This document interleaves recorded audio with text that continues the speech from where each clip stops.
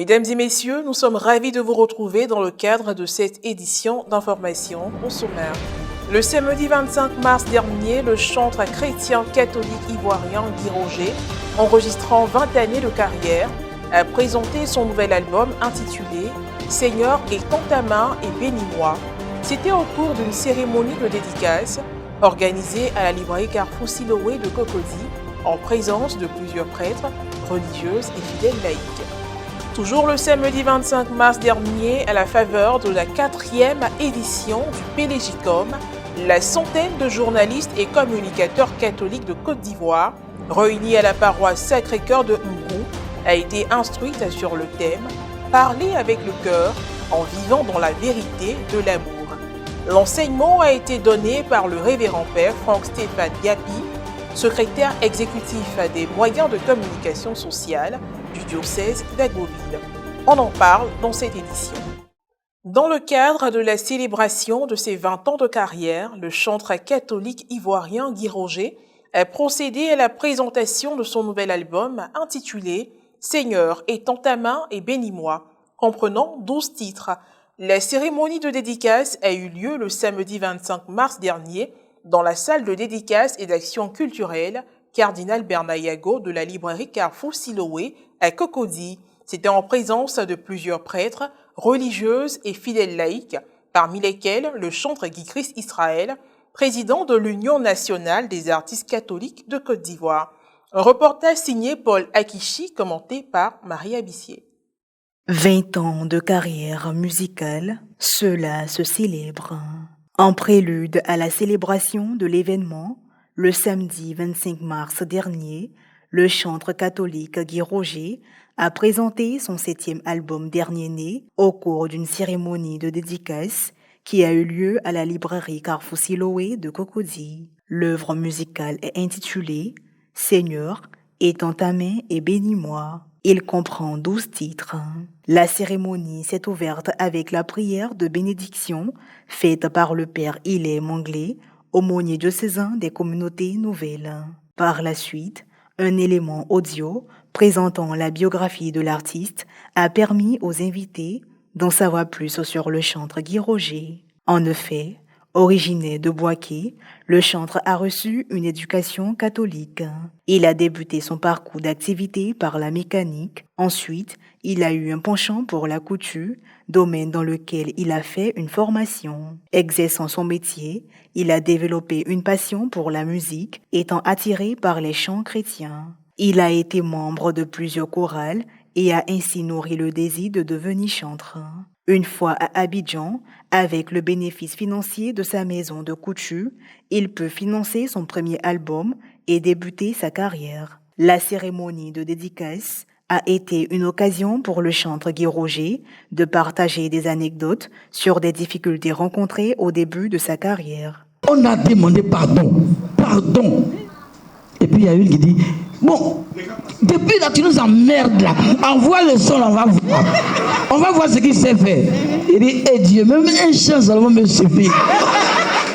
Mais ils se sont trompés, ils m'ont donné un chant. Il dit, tu as 2 minutes, il dit, ok, 1 minute mais c'est beaucoup.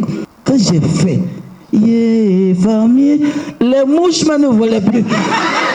Il a également exprimé sa reconnaissance aux personnes qui l'ont aidé. Pendant ce temps de dédicace, il y a eu une vente aux enchères. Le chantre a aussi communié avec son public en exécutant quelques chansons de son répertoire. Notons qu'étaient présents à cette cérémonie des prêtres, des religieux et religieuses, ainsi que le chantre Guy-Christ Israël, président de l'Union des artistes chrétiens catholiques de Côte d'Ivoire, et Eric Logo, promoteur d'Océan Culture, qui n'ont pas manqué de s'exprimer dans le sens du soutien à leurs frères. D'abord, je dis Monsieur le Seigneur, qui m'a appelé à sa mission depuis 2003. Aujourd'hui, je ne peux que lui rendre grâce parce qu'il a permis que je sois là pour faire le lancement officiel des 20 ans de carrière qui est prévu par le palais de la culture, ce qui vous fait grâce. Je retiens que le Seigneur m'a toujours soutenu dans les bons moments difficiles. Et il ne m'a jamais laissé tomber. Je fais toujours l'effort de nous permettre d'asseoir une proximité profonde avec le Seigneur qui est toujours que par présent dans ma vie. Parler avec le cœur en vivant dans la vérité de l'amour. Tel est le thème de la 4e édition du Pélégicum qui s'est déroulé le samedi 25 mars dernier dans le diocèse d'Agboville à la paroisse Sacré-Cœur de Humbrou. Le développement du thème au cours de l'enseignement donné par le révérend père Franck-Stéphane Yapi, secrétaire exécutif diocésain des moyens de communication sociale, a été une occasion pour exhorter les journalistes et communicateurs catholiques de Côte d'Ivoire à éviter la psychose belliqueuse, surtout à dire la vérité à temps et à contre-temps. Reporter d'images Frédéric Monet, le creuset d'information avec Morel Poti. Tant de carême, tant de ressourcement spirituel.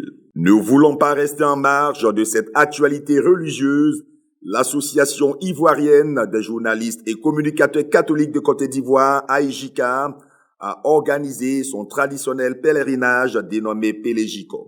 Cet événement, qui était à sa 4e édition, a permis à une centaine de journalistes et communicateurs catholiques de Côte d'Ivoire de se ressourcer loin des bruits de la ville à la paroisse Sacré-Cœur d'Umbrou, village appartenant au diocèse d'Agboville.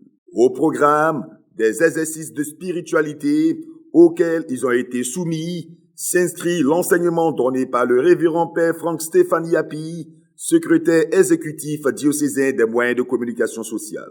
Il a porté sur le thème du pèlerinage, parler avec le cœur en vivant dans la vérité de l'amour.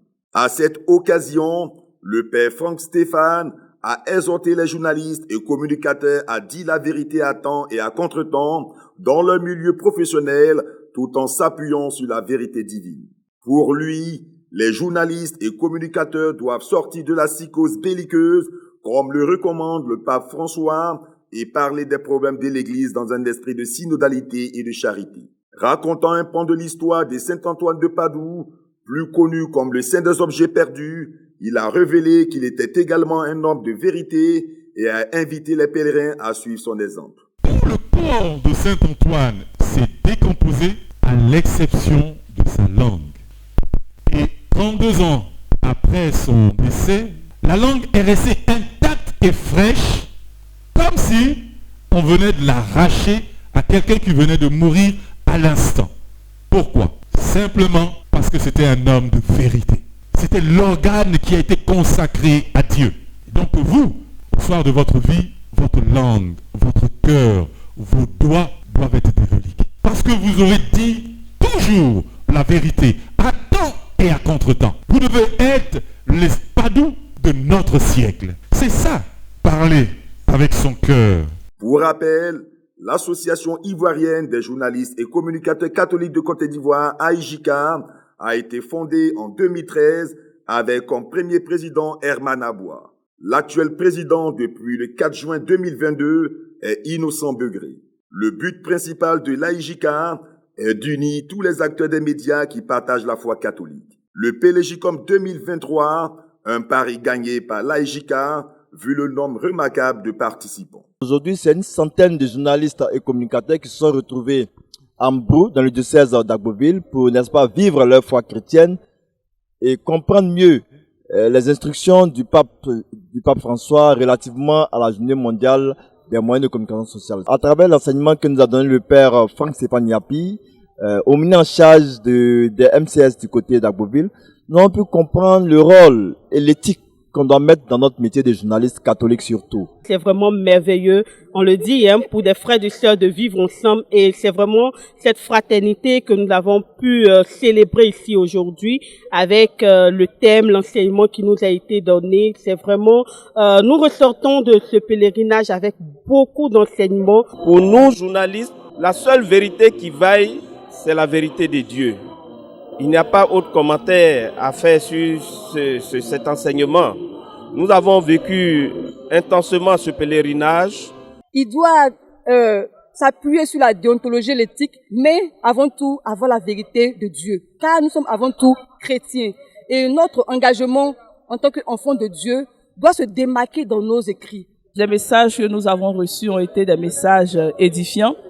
Et je suis vraiment contente de cette initiative qui j'espère va perdurer parce que ça permet vraiment de nous ressourcer et de nous recentrer sur notre fonction de communicateur chrétien. Point final à cette édition d'information. Merci de l'avoir suivi, que je veille sur nous. À très bientôt.